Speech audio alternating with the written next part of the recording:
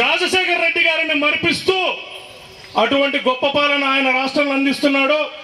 అలాగే మన రామిరెడ్డి అన్న కూడా అప్పుడు ఇచ్చిన మాట ప్రకారం 100 అంకణాల స్థలాన్ని ఇచ్చి అక్కడ నిర్మాణాన్ని ప్రారంభించి మీ ముందుకు వచ్చి ఓట్లు అడుగుతా ఉన్నారు.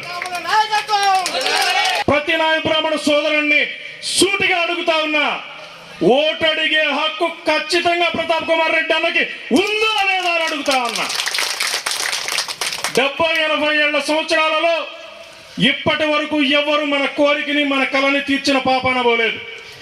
100 అంకణాల స్థలం ఇచ్చి అక్కడ నిర్మాణాన్ని ప్రారంభించి మీ ముందుకు వచ్చాడు అన్న ఓటు అడగడానికి.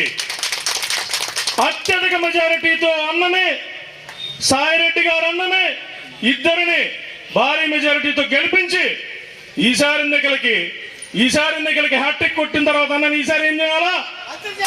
మంత్రిని చేసుకొని ఇదే మీటింగ్ ని తీసుకెళ్లి అదే త్యాగరాజ మండపంలో పెట్టుకుని దాని నిర్మాణాన్ని పూర్తి చేసి అక్కడ పెట్టుకోవాలి అంటే ఖచ్చితంగా రామిరెడ్డి ప్రతాప్ కుమార్ రెడ్డి అన్నని గెలిపించుకోవాల్సిన బాధ్యత మనందరి మీద ఉందని మీ అందరికి తెలియజేసుకుంటూ